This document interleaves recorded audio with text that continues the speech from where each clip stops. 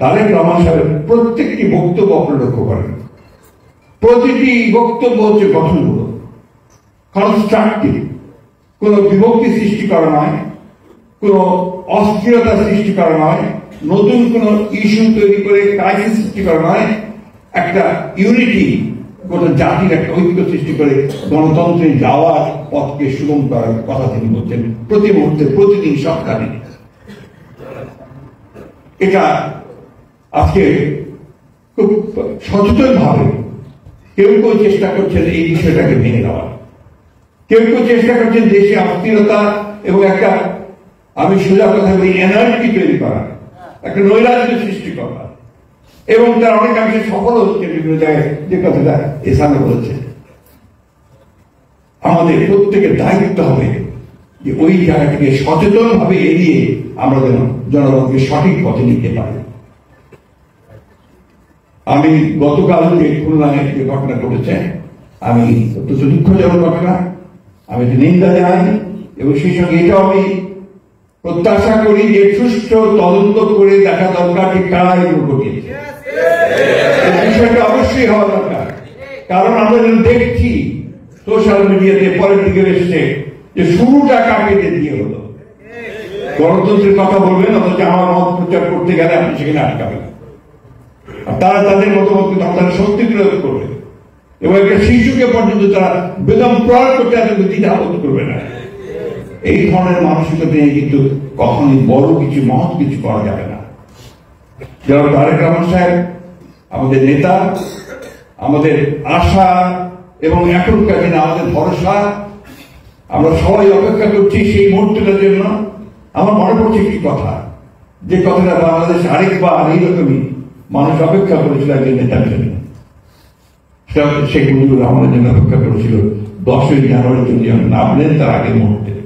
আমরা কোনোদিন আওয়ামী লীগ করিনি, আওয়ামী লীগের মতকেও বিশ্বাস করি নাই, যুদ্ধ করেছি, কিন্তু তার রাস্তা ছিল না আমাদের। আমরাও সেদিন এই রেসপন্স মডেলে এসে হাজিরেছি, আমাদের মধ্যে এই আশা ছিল যে তিনি আসলে দেশের বোধহয় সমস্যাগুলো কেটে যাবে এবং কিন্তু দুর্ভাগ্য আমাদের সেটা তো হয়নি, সেটা আরো ভয়ঙ্কর ভাবে একদলীয় শাসন ব্যবস্থায় চলে গেছে। তো এইভাবে কিন্তু এখন আমরা অপেক্ষা করছি যেন তারেক রহমান সাহেবের জন্য, এবং আমাদের বিশ্বাস তারেক রহমান সাহেব যখন আসবেন, এই দেশে পা রাখবেন, দেশের মধ্যে একটা অভূতপূর্ব ঐক্য সৃষ্টি হবে। এবং তিনি ইতিমধ্যে নিজেকে তৈরি করছেন, যে আসার পরে তিনি কিভাবে এই দেশকে নেতৃত্ব দেবেন, এই জাতিকে নেতৃত্ব দেবেন। কারণ আমি এর মধ্যে 2বার তার সঙ্গে আমার দেখা হয়েছে, আমি লন্ডনে গিয়ে তার সঙ্গে দেখা করেছি, ওয়াশিংটনে তার সঙ্গে কথা হয়েছে, এবং আমার স্থির বিশ্বাস রয়েছে যে আমরা সত্যিকার অর্থে সঠিক নেতৃত্বে জাতি যাচ্ছে, যিনি আমাদেরকে পথ দেখাতে সক্ষম। আমি ধন্যবাদ জানাতে চাই আদর্শের যিনি পাবলিশ করেছেন এই বইটা, এবং আমি আমাদের শহীদ চৌধুরী অ্যানি এবং ডক্টর পারুল সাহেবকে ধন্যবাদ জানাতে চাই যে তারা একটা উপযুক্ত সময়ে এই বইটি পাবলিশ করেছেন। এটা এই মুহূর্তে এই বইটা খুব দরকার ছিল, প্রয়োজন ছিল। আর একটু অনুরোধ আমি তাদেরকে করবো যে তারেক রহমান সাহেবের যতগুলো ভাষণ, বক্তৃতা, বক্তব্য এই সময় বেরিয়ে এসেছে, এই প্রতিটি বক্তব্যকে আগে এবং পরে নিয়ে তারা অতি দ্রুত একটা সংকলন তৈরি করতে পারেন কিনা, যেটা শুধু আমাদের জন্য নয়, ভবিষ্যৎ প্রজন্মের জন্য সেটা কাজে লাগবে।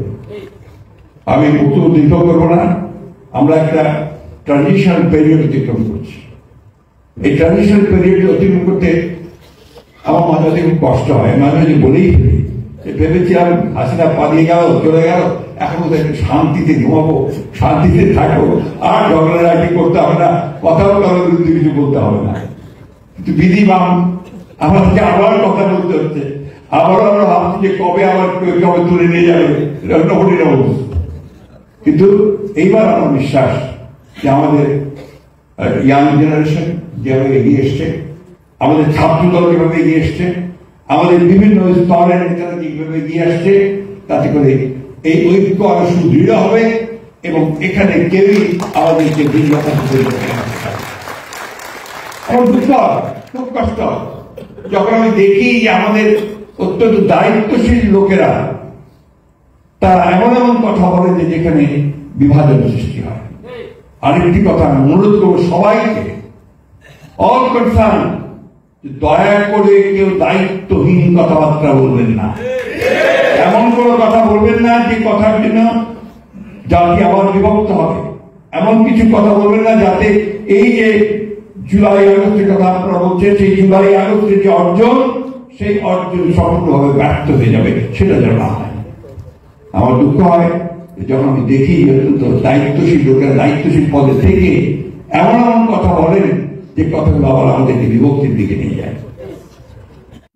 এবং আমরা বিশ্বাস করি আমাদের নেতা তারেক রহমান তার নেতৃত্বে বাংলাদেশ ঘুরে দাঁড়িয়েছে, বাংলাদেশ ফ্যাসিস্ট হাসিনার হাত থেকে মুক্ত হয়েছে এবং আমাদেরকে একটা নতুন পথের সন্ধান দিচ্ছে।